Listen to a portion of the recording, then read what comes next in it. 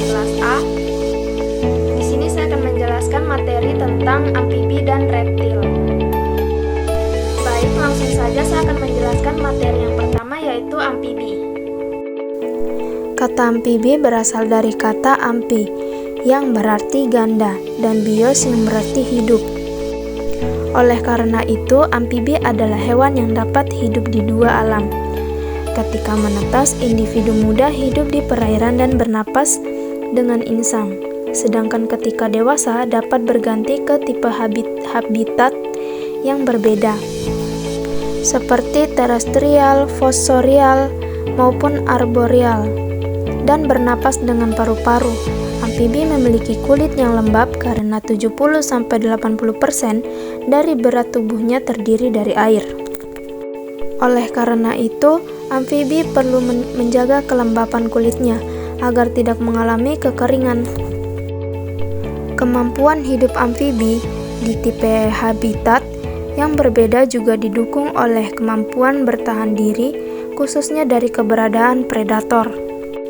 Kemudian ada karakteristik amfibi. Ciri fisik amfibi berkulit licin tanpa sisik dan memiliki selaput di antara jari-jari kakinya. Cara membedakan amfibi dapat dilihat dengan membandingkan bentuk moncong, tipanum atau gendang telinga, panjang kaki belakang, selaput pada jari kaki, ukuran tubuh, corak tubuh, panjang moncong hingga kloaka, dan paratoid atau kelenjar racun. Sedangkan ciri-ciri khusus amfibi adalah sebagai berikut. Nah, yang pertama, tubuh diselubungi kulit yang berlendir serta tidak mempunyai sisik. Yang kedua, merupakan hewan yang berdarah dingin atau poikilotherm. Yang ketiga, mempunyai jantung yang terdiri dari 3 ruangan, yaitu 2 serambi dan 1 bilik. Kemudian yang keempat, mempunyai 2 pasang kaki. Pada setiap kakinya terdapat selaput renang yang terdapat di antara jari-jari kakinya, dan kakinya berfungsi untuk melompat dan berenang. Yang kelima, memiliki 2 lubang hidung yang berhubungan dengan ruang mulut yang mempunyai klep untuk menahan air. Yang keenam, umumnya pada mulut terdapat gigi dan lidah yang seringkali dikeluarkan. Kemudian yang ketujuh, matanya mempunyai selaput tambahan yang disebut membran nictitans yang sangat berfungsi pada saat menyelam. Yang kedelapan, pernapasan pada saat masih kecebong berupa insang. Setelah dewasa, alat pernapasannya berupa paru-paru. Selain itu, kulit dan hidungnya mempunyai katup yang mencegah air masuk ke dalam rongga mulut ketika menyelam. Kemudian yang kesembilan, berkembang biak dengan cara melepaskan telurnya dan dibuahi oleh jantan di luar tubuh induknya atau pembuahan eksternal. Yang ke-10, otak memiliki 10 pasang sarang krainal. Nah, yang ke-11, fertilisasi secara internal dan eksternal serta umumnya ovipar dengan stadium larva di air dan bermetamorfosis menjadi dewasa. Selanjutnya adapun klasifikasi amfibi. Yang pertama ada ordo Chordata. Ordo ini mempunyai ciri bentuk tubuh yang memanjang, mempunyai anggota gerak dan ekor serta tidak memiliki tipanum. Tubuhnya dapat dibedakan antara leher dan badan. Beberapa spesies mempunyai insang dan yang lainnya bernapas dengan paru-paru.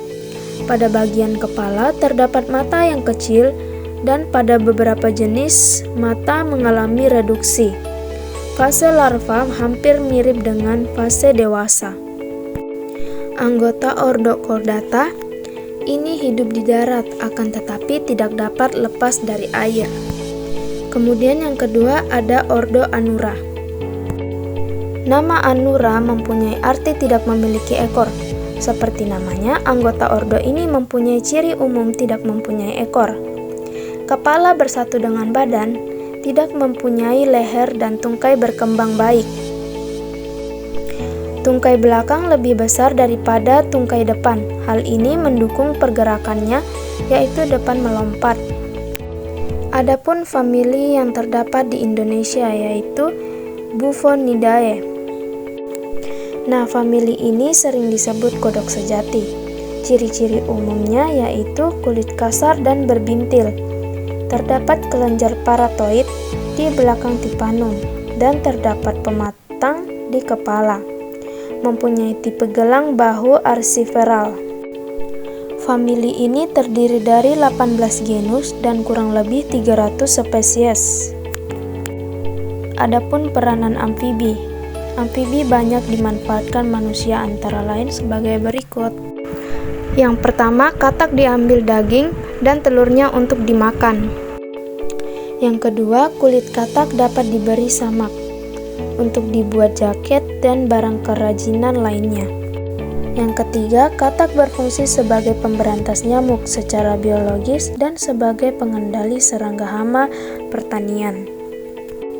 Yang keempat, katak dapat digunakan untuk tes kehamilan karena menghasilkan hormon perangsang gonad yang memiliki efek sama dengan hormon gonad pada urin wanita hamil.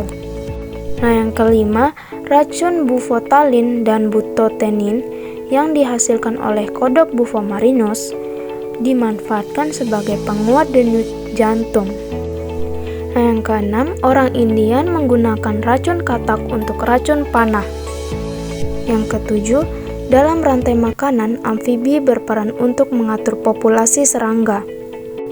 Nah, yang kedelapan, amfibi merupakan makanan bagi vertebrata lainnya, misalnya ular dan burung.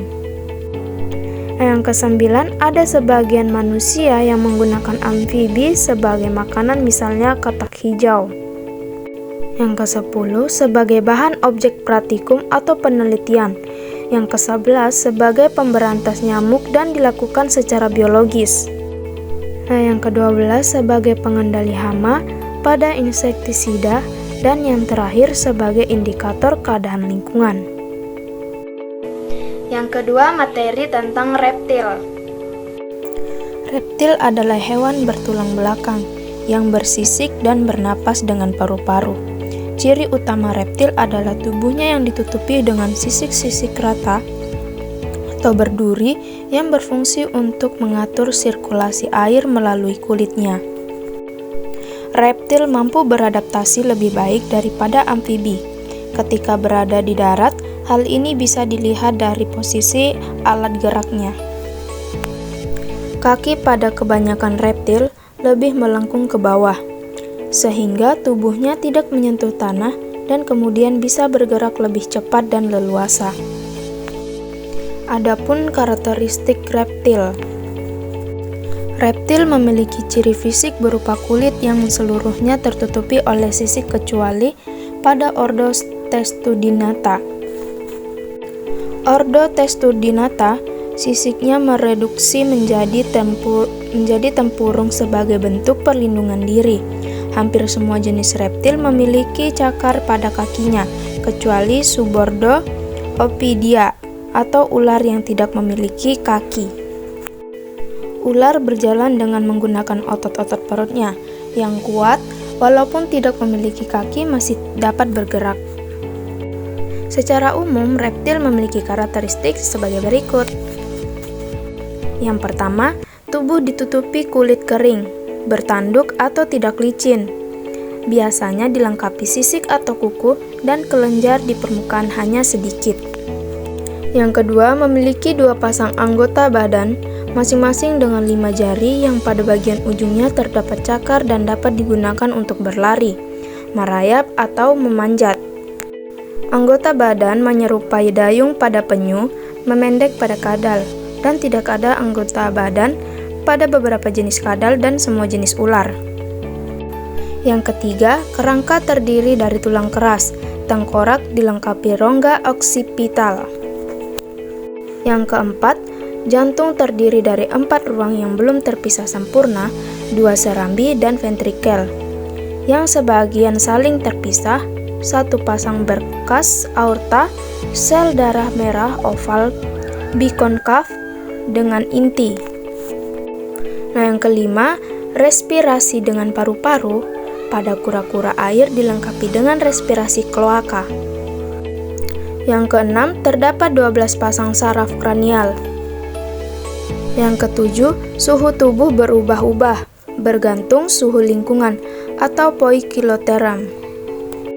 Nah, yang terakhir atau yang kedelapan, fertilisasi internal, menggunakan organ kopulasi, telurnya besar mengandung kuning telur yang terbungkus cangkang licin atau berkulit.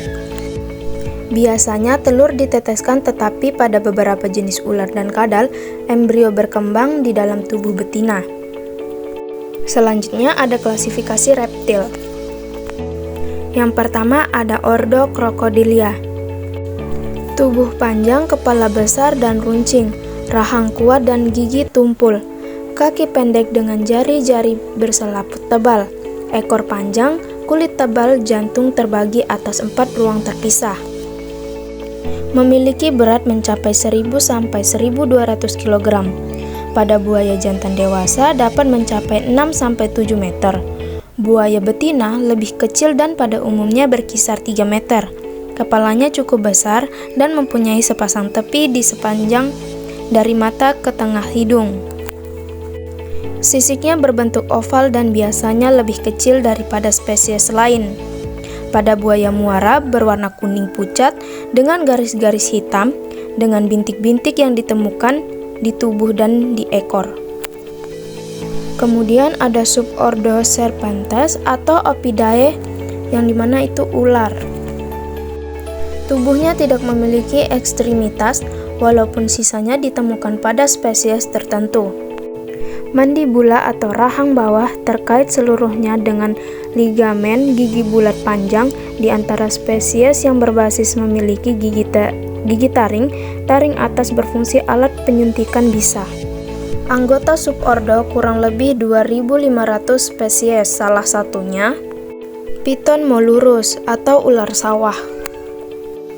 Adapun ciri morfologi Piton molurus yaitu warnanya kuning cerah dengan sebagian warna putih di bagian bawah tubuhnya.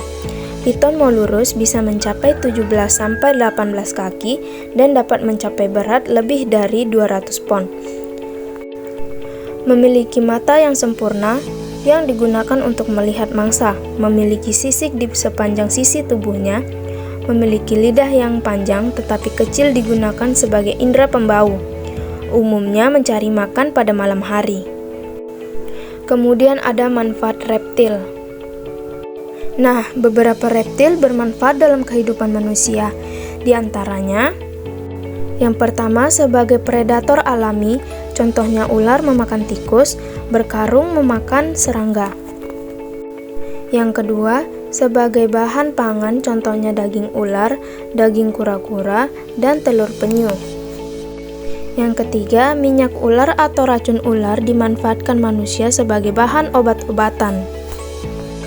Nah, yang keempat atau yang terakhir, beberapa reptilia juga merugikan. Misalnya ular memangsa hewan ternak dan ular berbisa dapat membunuh manusia. Banyak jenis kadal dan ular yang menguntungkan manusia karena memakan serangga dan rodentia. Kulit buaya, ular dan biawak, serta penyu yang diperdagangkan sebagai bahan baku pembuatan tas, sepatu, dan lain-lain. Bagi sebagian orang, daging ular dijadikan makanan karena dipercaya memiliki khasiat sebagai obat. Nah, bisa ular juga sebagai penawar gigitan ular. Indonesia merupakan salah satu negara dengan keanekaragaman hayati yang sangat tinggi. Kekayaan kawasan hutan tersebut tidak lepas dari flora dan fauna yang hidup di dalamnya. Salah satu fauna yang dapat dijumpai yaitu herpetofauna. Herpetofauna memiliki peranan penting yaitu secara ekonomi dan ekologi. Beberapa jenis herpetofauna memiliki sifat yang sensitif terhadap suhu, kelembapan, dan perubahan lingkungan. Juga dapat dijadikan sebagai bioindikator kerusakan lingkungan. Baik, itu tadi materi yang dapat saya sampaikan. Kurang dan lebihnya mohon dimaafkan. Wabillahi taufiq wal hidayah. Wassalamualaikum warahmatullahi wabarakatuh.